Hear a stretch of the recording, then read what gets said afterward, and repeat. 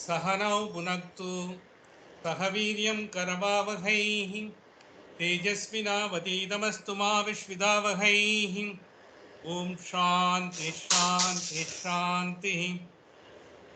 Welcome friends, we are into the second Valli we have gone about, and basically we are talking about two concepts which has been given to us by Shreyas and Prayas.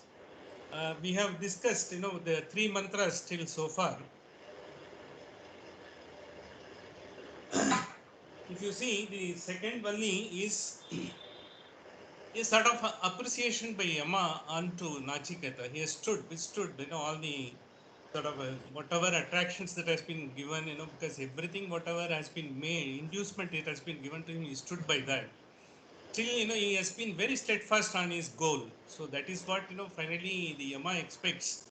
A person who attains the highest dimension in in this particular human birth, you have to be steadfast to your goal. That's how, finally you will be able to get to the final attainment. If you happen to hear some of the sort of interviews of the Nobel laureates who have won, every year, they are taking the interview. And the interview is taken by one gentleman called Adam Smith.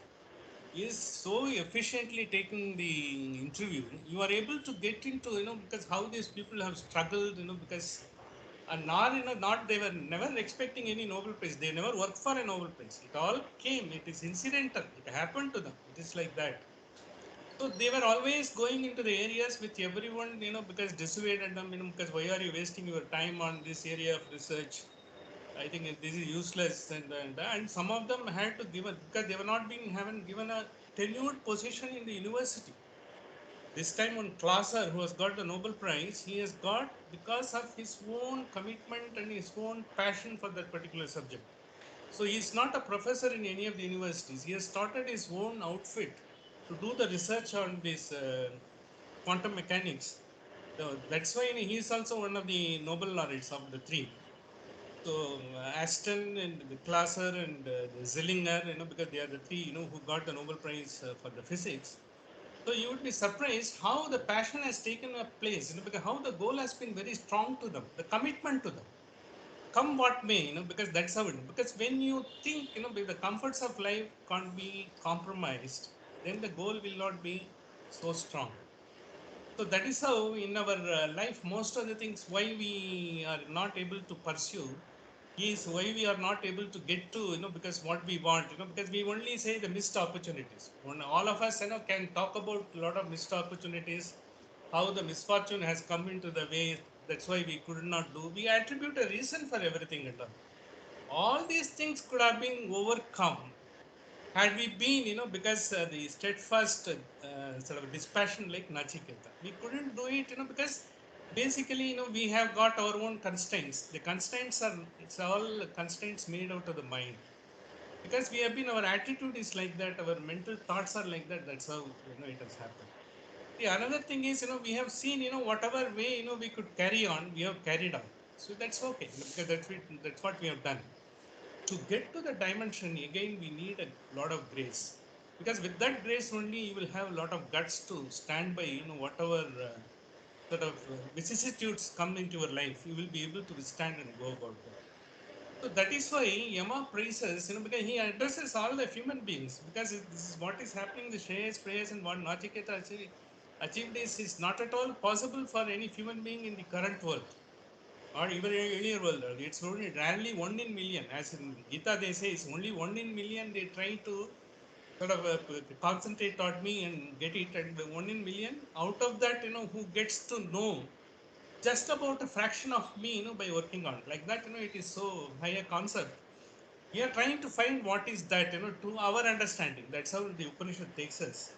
So that's why when praise and praise, when he talked about, because he proceeds, he is proceeding in a sort of a way in which it is not a linear. He is not taking a step by step.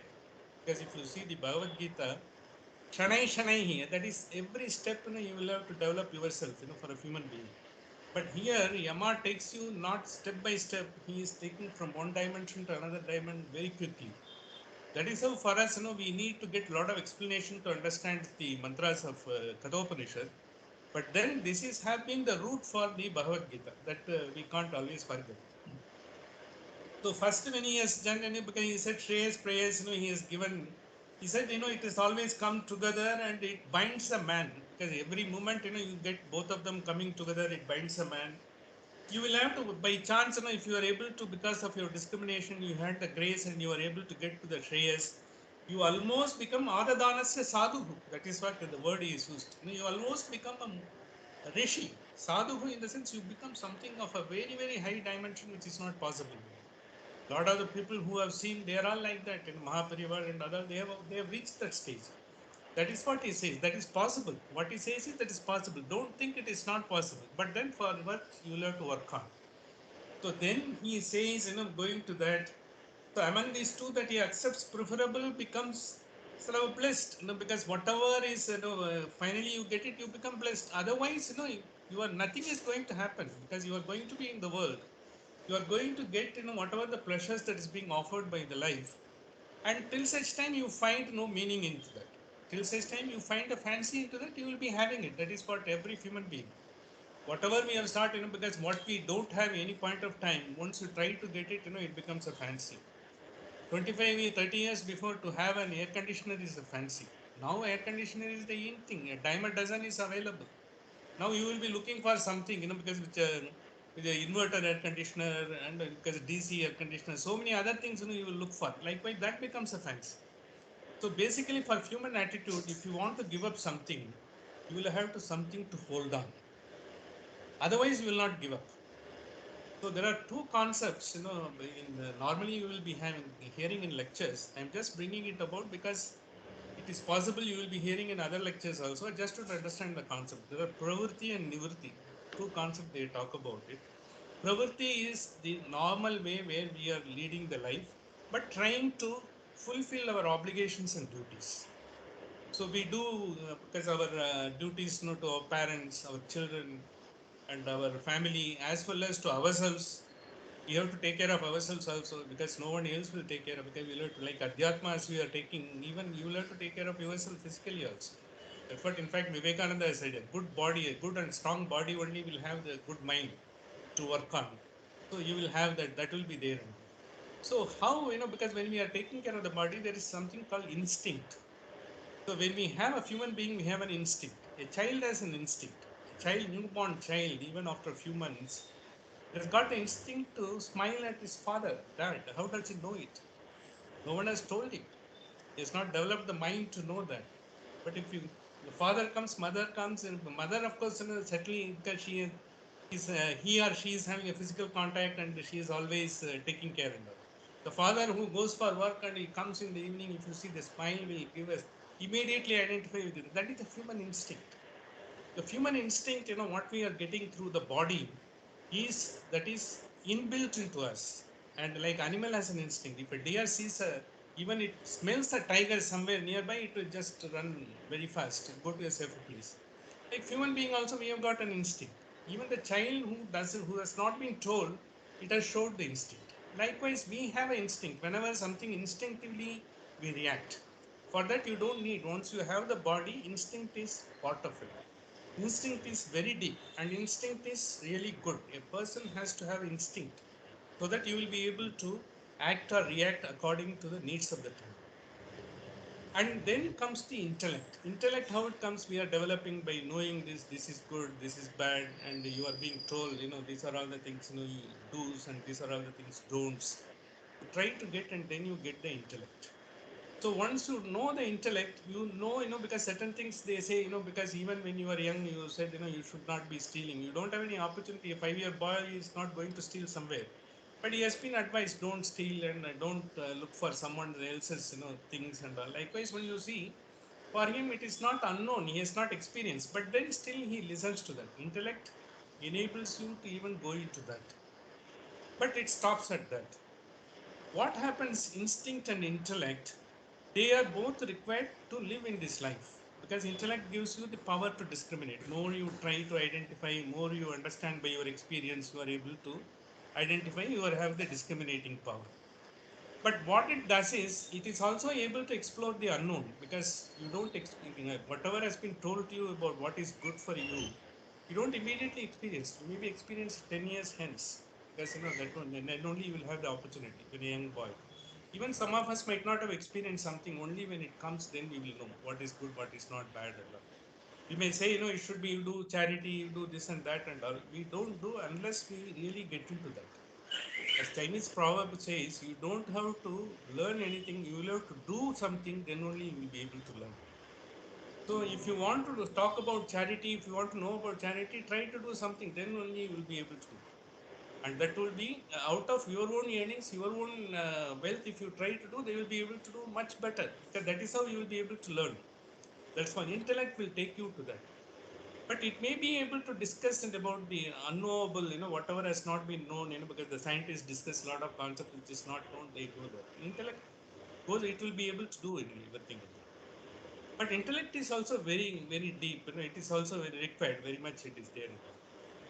But then most important over and above all these things is intuition. Intuition, because intellect will not be able to just of explore and dive deep into the unknowable.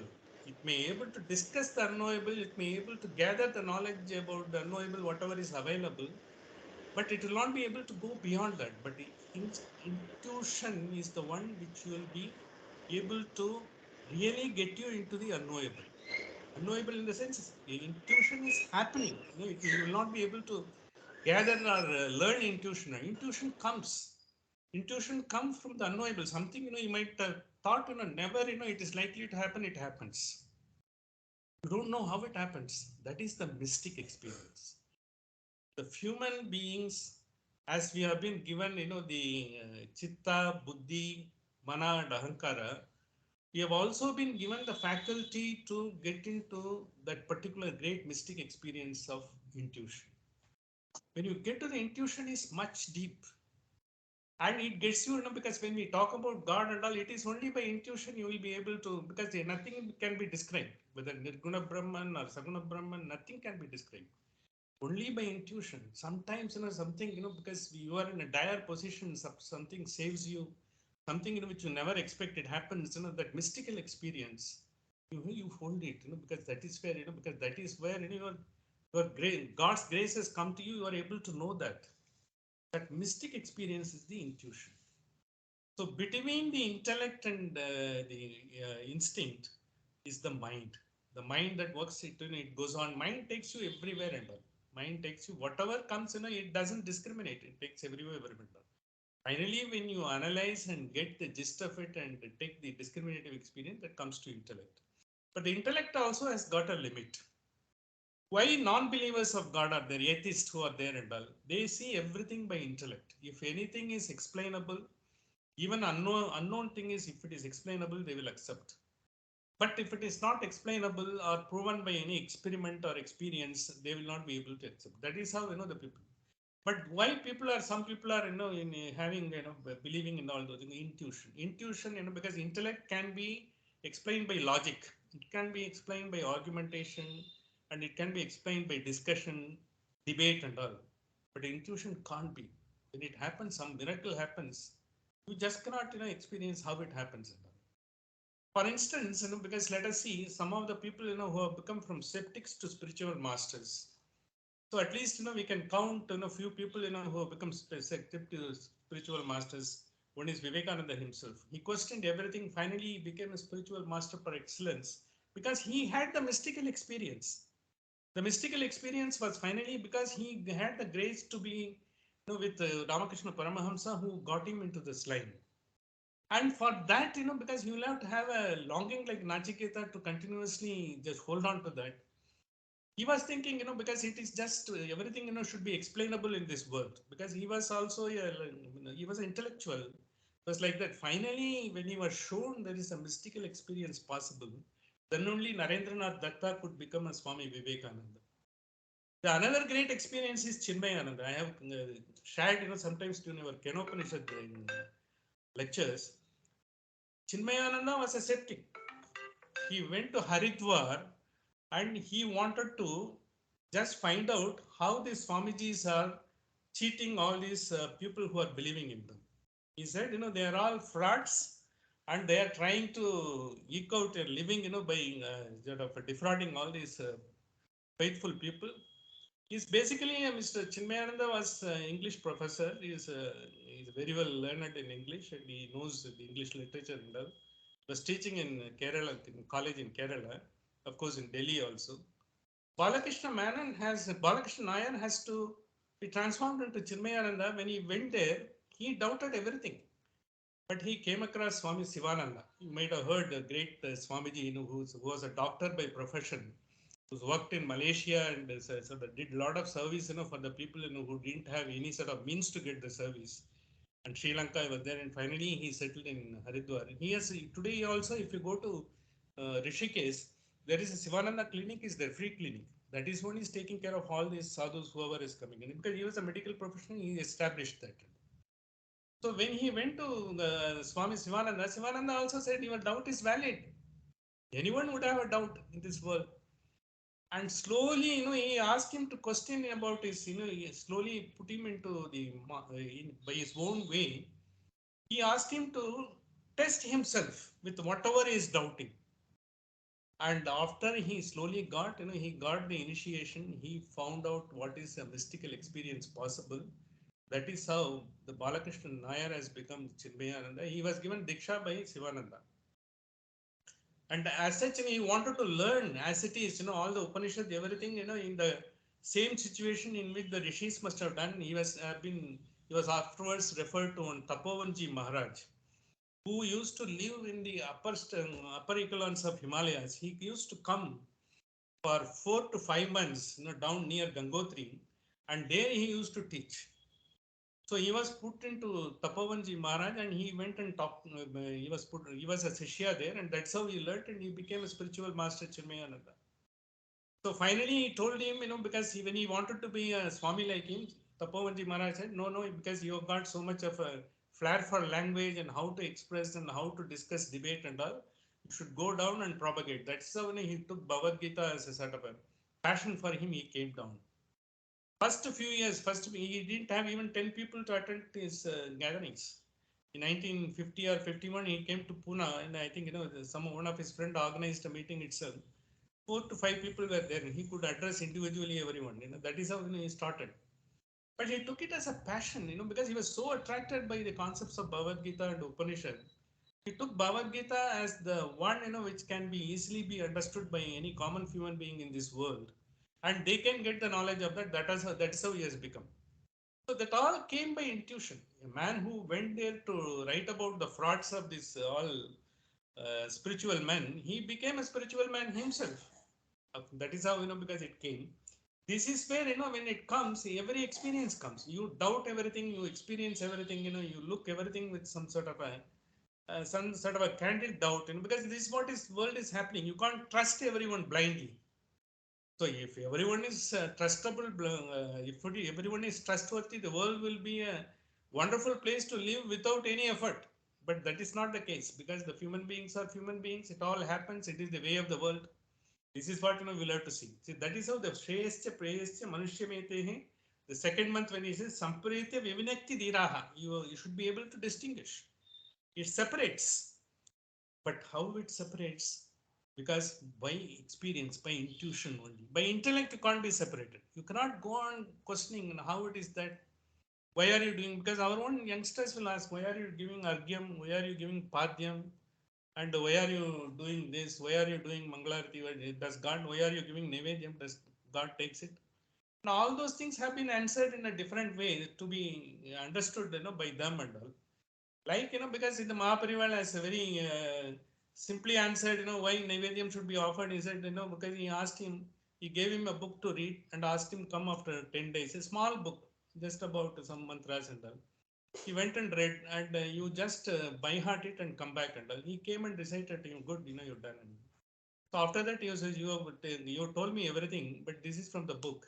But has anything got reduced from the book? The book has got the same mantras, but you have absorbed it.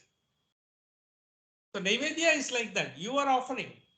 When you are offering, it gets absorbed. When it is absorbed, it is absorbed in the way in which it is. It is by the cosmos, the nature, and the power, the quantum energy that is it, that takes it, it is being propagated. What happens? The vibration that comes around you, that is the final thing you get. When you get it, your agitation comes down, and your sort of anguish comes down, your anxiety comes down. When you are having a clear mind, you will be able to take sort of the fine decisions. And all. One of the first things when you say Shreyascha, Prayascha, whatever we discussed and all, you should lead the life as it is, be happy about as it is and all. Two things you should never do. Whenever you are in happy, you are in a gaiety mood, don't give any promises. When you are happy, you will be giving all impossible promises and get into that. Should not give any promises. As well, when you are in anxiety and agitated mood, don't talk. If you talk, we may be talking something out of context. It may be a nonsense also. And it is out of place, it may create more problem. When you are agitated, because your clarity is not there, you are blinded, your intellect is blinded, your discriminative power is blinded. And all. So therefore, when you are, that is why, because samadukka, because when they say, when you have to take both saukya and dukkha, same way in Gita when it says, the happiness, you should also be to the ground, and when you are agitated also, you should be to the ground. For us, in a practical proposition is don't give any promises in that. In the happy mood, you will give all sorts of promises. Finally, you will not be able to give anything at all. So you should not give any commitment when you are happy. And you should not give any sort of, you should not say anything, because which otherwise will cause a lot of problem when you are agitated. If both these things together, you do it by slowly, you will be able. That is what, Shreya, because every time it is bombarding, you will have to react. So that's why when we say, you will have to reduce the reaction and be proactive, try to, because keep, don't give any promises when you are happy and don't tell anything when you are agitated. That is what, we will have to keep the balance. That is how you will be able to keep your, because sort of the way of life, there's slowly, your ability and your intention to react will come down. Then you will only be proacting. You will find, if there is a problem, there will be 100 problems. If you say something, it can be solved. Again, they will say there is one more problem. So there are a lot of people who can give you only problem. They can give you solutionless wonders are there in this world. Every time you discuss, I can do this. No, no, if that happens, if this happens, that is called klesha. The klesha is one of the things in yoga it comes. That is the thing which is not there and which possibly immediately not possible, you assume. You say, because, there is some pandemic was there, so many afflictions have taken place. If I get afflicted, why do you like to think like that? You will not be afflicted, because you are good enough. But your mind is good, because your body will generate the enzymes. And because you've got 37 trillion cells in your body, that's what Vidya says, in her sort of a talks and nothing, in her summaries and all. So that is what scientifically they have proven. The 37 and probably about 8 million cells are being replaced. They are continuously replaced. Why they are replaced? So that you be on. So the currently one of the things, this time also I will have to necessarily bring in the experiment which has come in. This year the Nobel laureates for chemistry has been given. I don't know. You might have just seen the word at least for click chemistry. They said because I am a chemistry graduate, so I know in our days, we used to have only 4 chemistry. That is organic, inorganic, physical, and theoretical. The four strands of the chemistry was there. Now they have got a new there are so many other chemistries, because biology and chemistry has almost converged together, in the modern day, because biochemistry is the most important subject nowadays. So the click chemistry, they say, the click chemistry is the one, which is able to produce a compound without giving lot of the unwanted, the other side materials, which are there. It's very difficult in any chemical reaction. When you do, body is always continuously reacting. And in fact, a lot of reaction when we grow, I think you must be wondering the process what the God has given. Only when you see these things, you understand how the God has created this body and He has given wealth of, the entire thing. You are able to grow healthy and you are able to do whatever you want to do. When our cells are replicating and when any of the enzymes are being generated, it is generating only what is needed and all the side materials doesn't take place. That is click chemistry. Click chemistry is it clicks only what is needed. It doesn't give, because all the toxicity, there is no toxic that is there. Because sometimes when a deformation takes place, when that enzymes, because you take some external medicine, steroid and all, because of which it may take place. But if you allow the body to go on its own, if you take lesser and lesser medicine, be sure nothing will happen.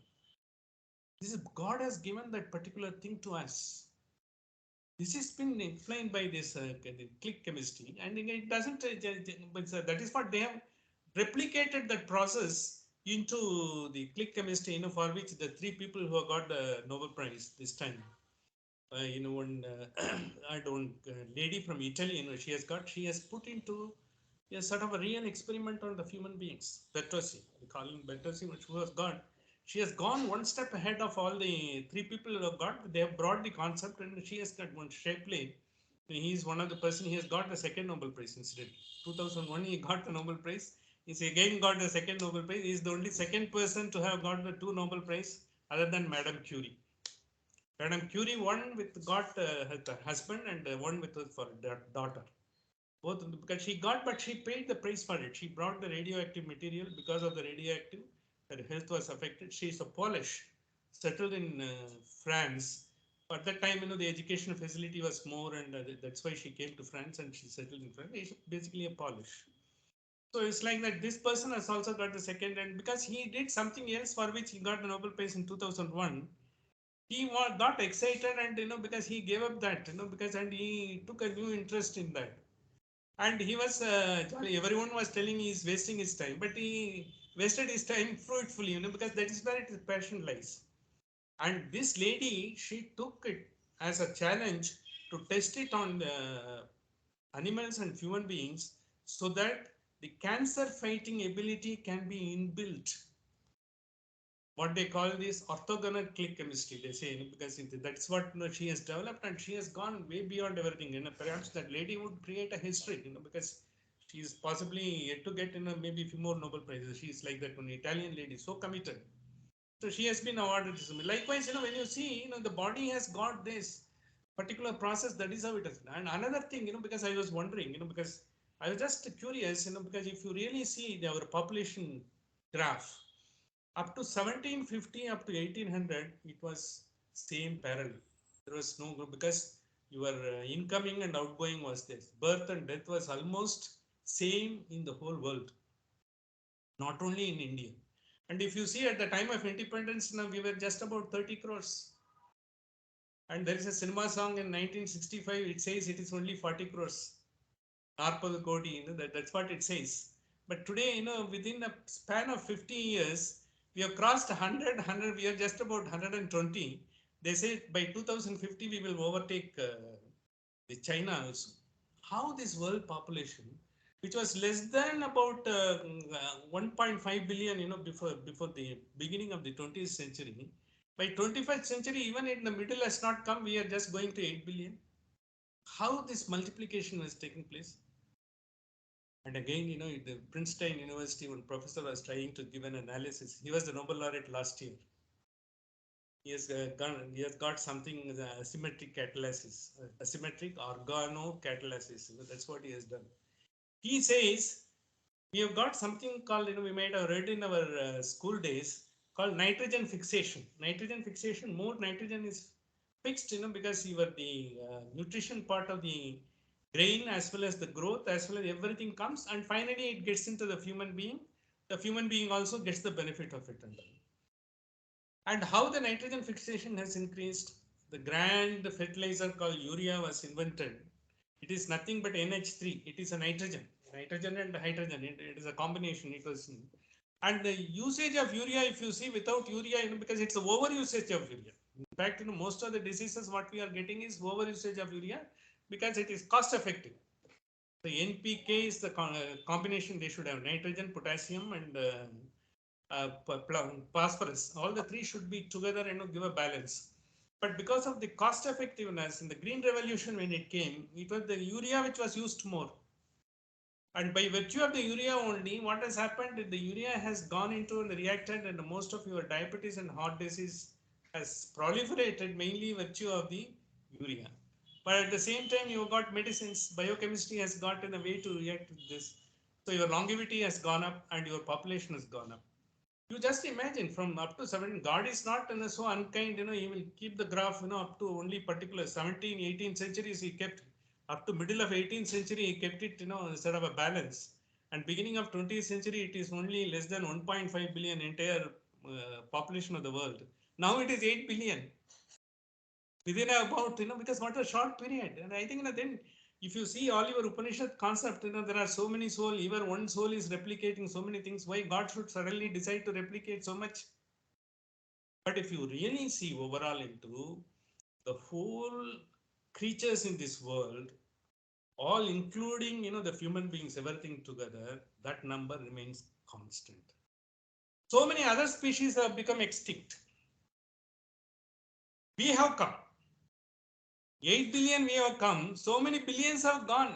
How many varieties of the fishes have gone? How many varieties? Dinosaurs, leaf dinosaurs, and so many other varieties of, the creatures are gone. They are shrinking, in fact. Some of them are few and far between, in few of the zoos. Other than that, it is not there. And the whole, if you see the whole graph, it is there. It is constant.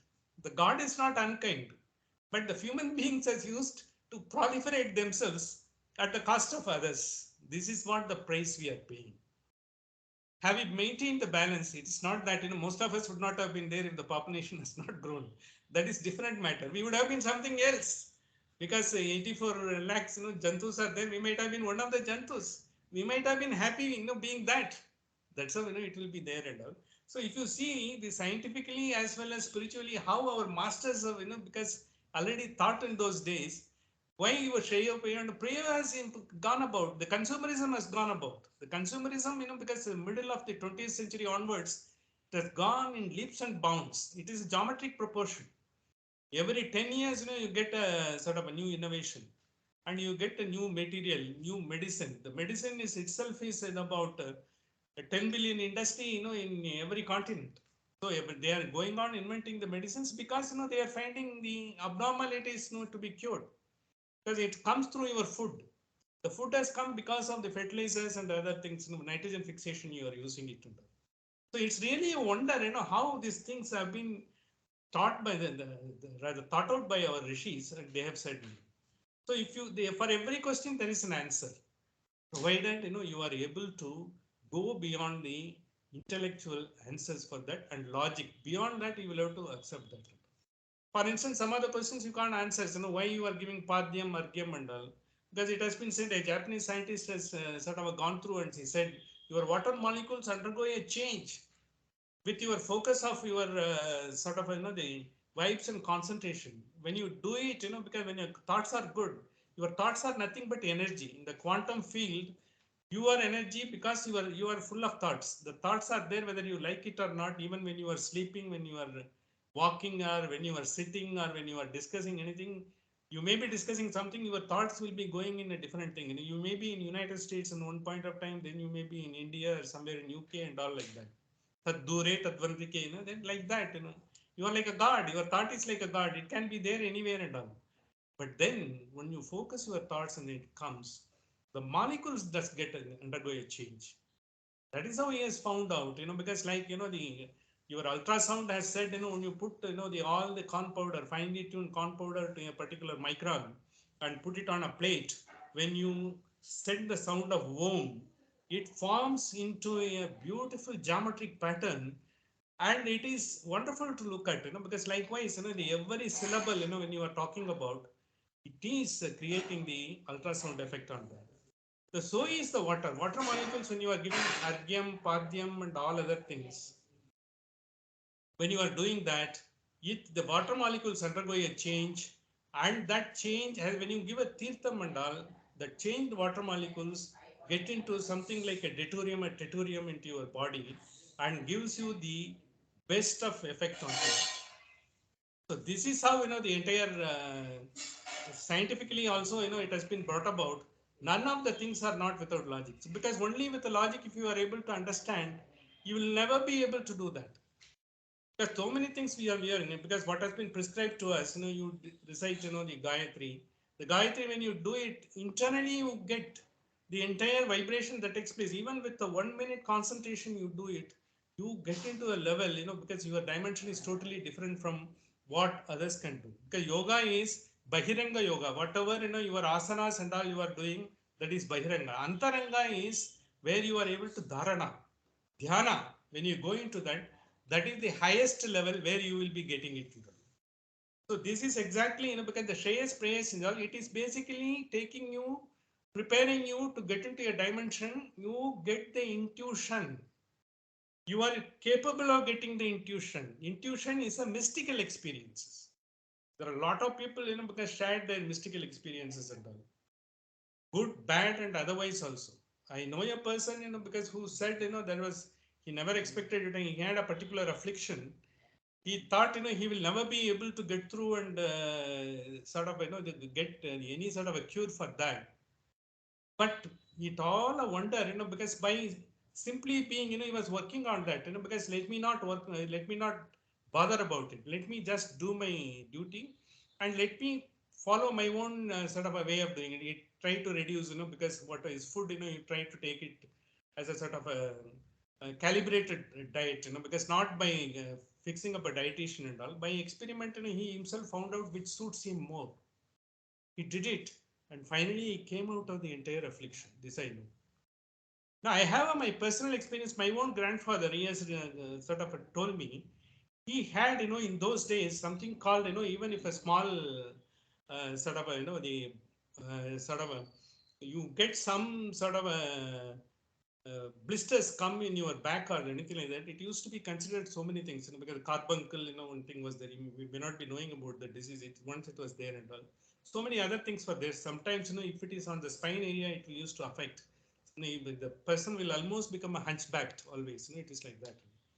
So in one of my grandfather, and he, of course, he was in the Sanskrit college at the time, and he was having almost beginning of the 20th century. He was having a scholarship and he was studying there. And after that, when he came back immediately after his 30s, after 8 years or so, he had this particular affliction. He had a very strong belief. See, absolutely, he's a man who never flinched from his faith, because his ultimate, whatever the mystical experience and whatever he can do, he can get it done and all. When he did it, when he was just, one day he said, and he was just focusing and he was just concentrating on all. He just slept on that day. Next morning, when he was not realizing, he went to, he used to take his cows for sort of grazing. He came back from the field and then we went for, he used to take bath in the wells only, because the wells are there in the fields and all. He took bath in the well and came back, and when he was just trying to put the towel on the bank, it was not there. He had a blister. It was not there. Overnight, it has gone. He said, because he said, because who can do it that he has not shared it with so many people and all, because he taught me Sanskrit, for some time, I was fortunate enough to get it from him. So he was telling one day, because when I was telling, because I as a youngster, teenager, I used to do, because it's all there. I think, we can go on doing it, but will it give food or will it give good life to us? That's why I used to ask him. For that, he gave me this experience. It can do much, much more than what you think. It can take you to a level where you never think, you could have been. This is a personal experience narrated to me. Likewise, I have seen a lot of people, because by sheer meditation and all, they have come out of there, because even the meditation programs that is taking place, we are hearing about a lot of people coming out and managing. And I think, I understand one person is have a motor neuron disease like Stephen Hawking, and still not only that, because he is rather become an instrument to teach so many other people meditation. He has got a group, he is teaching them the meditation. How he has got the sort of, the balanced, view to balanced mind, to get into that. And that is the Shreyas. When you have a focus, that's nothing is there. But once you get into, because only the comfort zone, and the comfort zone, if you are satisfied, that allows, doesn't us, it don't allow us to go beyond what we are capable of. So that's why the intuition is the one finally we were looking for. So baking to the Shreyas and Prayas, when he said, because last mantra when we have seen, he was appreciating Nachiketa, look, you are not Priyan Priya Rupanscha Kaman. So even when so many things I have offered, enticing you, you have not got into that. That is what we saw last month. And you have just been steadfast, appreciate you. And he used the word Atyasrachi, because he said you rejected everything and all. You wanted the highest Anubhava, highest intuition, what you wanted to. Intuition. Intuition will not come by practice. Intuition will not come by logic. Intuition will not come by, you prepare yourself. You give up yourself. but you don't go beyond yourself. That is when they say transcending the body, mind, and intellect. The intuition will come. Intuition will come like a flash. Intuition will come like a lightning, a moment. That is what all our acharyas have experienced. When they have given us, all these bhashyas as well as that, it is what they have experienced. Netam Shrinkam Vittamai Vapto, because even when I have given everything, you given the gold chain, you consider it to be a golden cuff, it is going to prevent you to do that. You are not, yes, Yasya Majjanti Bahava Manushyaha, because once you are into the world, you will always be drained, sucked into the vortex of whatever the world is offering. You will not be able to come out that. In spite of it, you have come out and you have done that, because that's what he is appreciating. Coming to that, because having given this background, what is this intuition? We are going towards the preparation for ourselves so that we are capable of getting the intuition, we are eligible to get the intuition, we are calibrated to get the intuition, but we may not get the intuition or we may get the intuition depending upon how we are conducting ourselves. So going to do everything only through intellectual way of seeing, the waves of the world, it may not be possible. But be in the world, but at the same time, because once you are surrendering, once you are taking out, once you are not reacting, once you are only proacting, once you are considering the concern for others always, automatically the intuition has to come. It is bound to come. There is no way it will not come. It will come. This is what, this highest knowledge what we can get from Bhagavad Gita and Kathopanishad is this. That is why next mantra 1.2.4 in your page number 39 it is there. It reads Duramete Viparite Vishuchi. Duramete Viparite Vishuchi, in the sense all Shreya and Preya, whatever we are talking about, they are distance apart. They are wide apart. They are at the one is North Pole, one is South Pole, but they are bombarding you every moment. Whether you are taking you to the North Pole, whether South Pole, depends upon how you are preparing yourself. Because they are so magnetic, they can take you anywhere and all. So the attraction will take you anywhere. So much of distance is there. That is the distance between your intuition and your instinct. Between the intuition and instinct, the mind is there. It creates the formation of your intellect. That is what it is. See, there is something called, when you are consciously discussing, we have got something called the conscious mind and unconscious mind. Unconscious mind is a sort of a heritage of all our convictions, all our thoughts, all our dogmas. So it is very powerful. See, when you go to a lecture and you hear so many things, you appreciate. But after you come back from the lecture, you just try to recollect. You may not be able to remember. I think what you wanted to remember, you may not be. At that point of time, you might have been very much attracted by that. You may not be able to remember. What happens in this unconscious mind, which is the epitome of all your habits, all your dogmas, all your thoughts in all these days, it sucks away. It's more powerful, and it doesn't allow the conscious mind to take it into. The conscious mind only finally can consciously, when you discriminate, try to analyze, then only the discriminating power will come and your intellect will develop. So therefore, it's always a process. For that only the meditation and all helps you, so that you are able to reduce. See, even our intellect, even the best of, even if you be a Nobel laureate, it has been found no one is using more than 15% of their intellect. 15% is the at most. Even 1% more, Einstein might have used 18 or 19, maybe 20%. This is what, because they have analyzed and said. Because what happens is our dogmas, our habits, we'll all listen to that the next moment, because after this, look, afternoon I have to go. So that thought will come, even before the time comes. 2 o'clock, you've got an appointment. Now I will have to go. I think, did I kept the papers ready or did I have to gather the thing? Did I order it in Amazon? Did I order it in this? And these thoughts will keep on coming. So it will not allow you. You will not be able to focus. That's why in the conscious mind and unconscious mind comes how much you are committed. The commitment comes through focus. Focus comes through meditation. Meditation takes you to the mindfulness. The mindfulness is when you are there. The important, the mantra for is wherever you are, whatever you are, however you are, you be 100%. If you are sitting with your grandchild and you are trying to enjoy the time, or he is playing with you, play 100%. Don't think about evening, I have to talk to the, they have called me for dinner, I will have to go, and something like that, because you play with the child, you give full time to the child.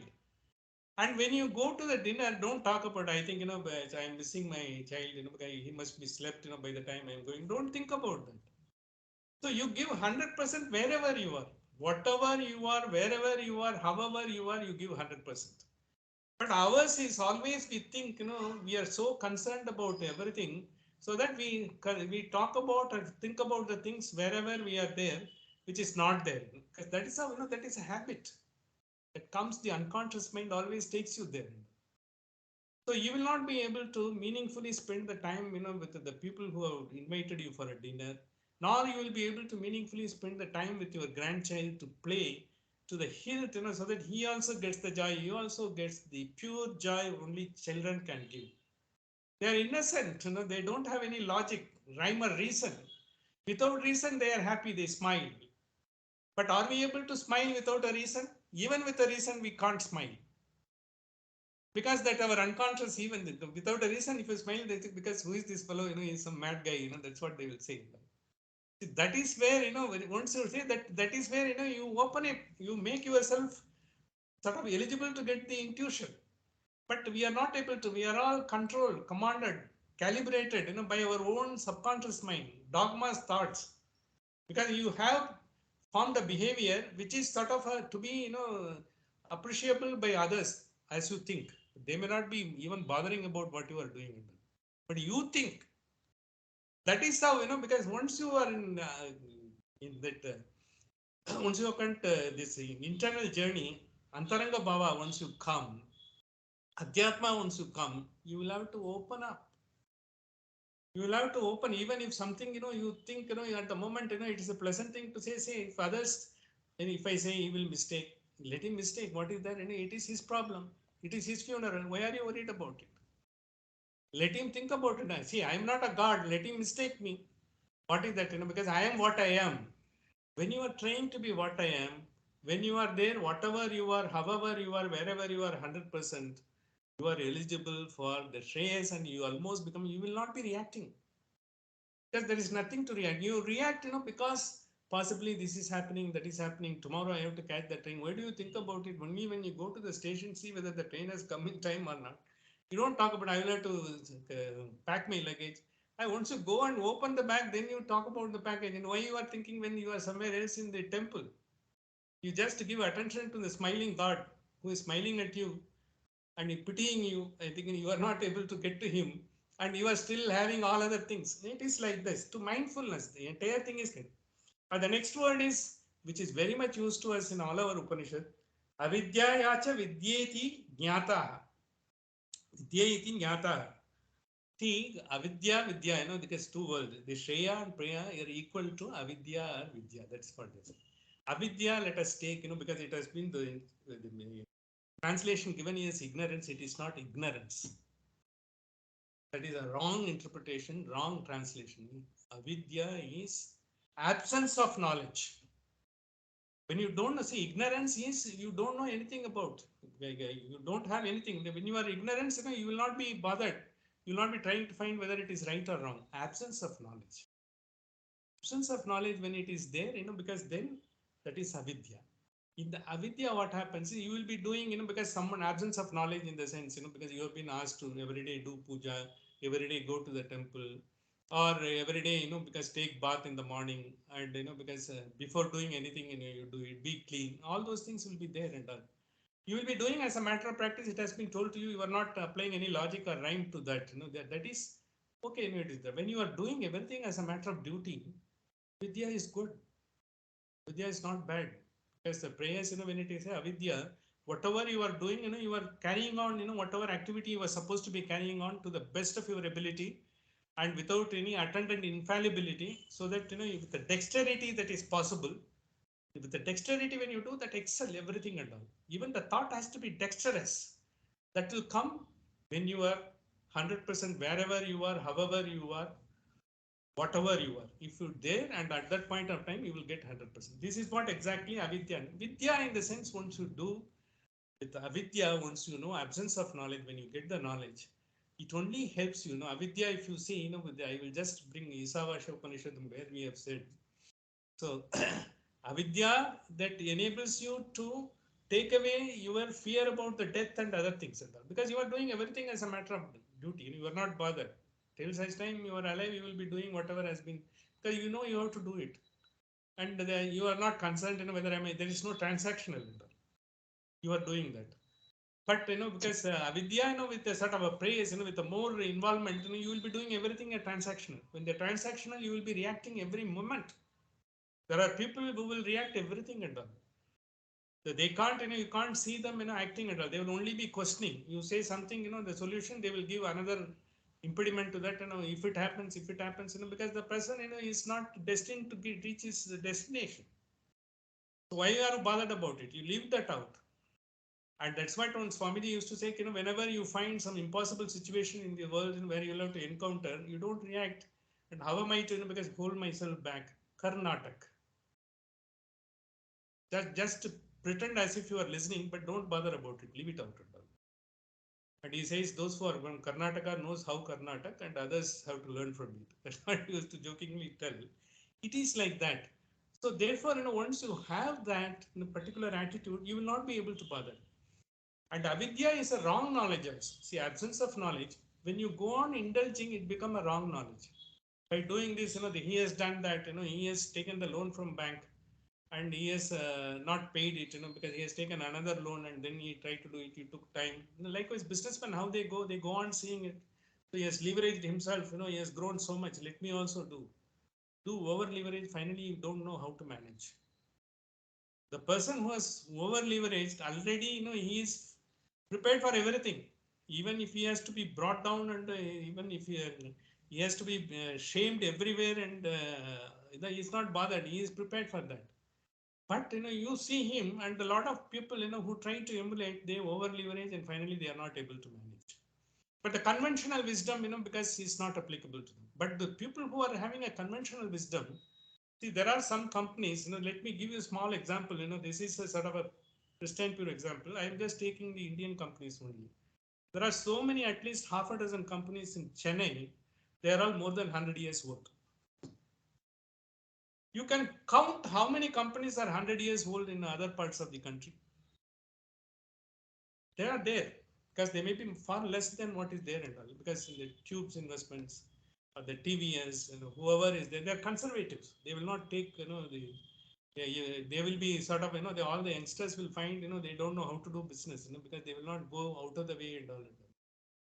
So they are all there, because you were in India Cements, there's so many, your Madras Cements, and these are all, they're more than 7,500 years and all. But you take the other companies in Hyderabad, I was just trying to find out that the maximum is 30 years.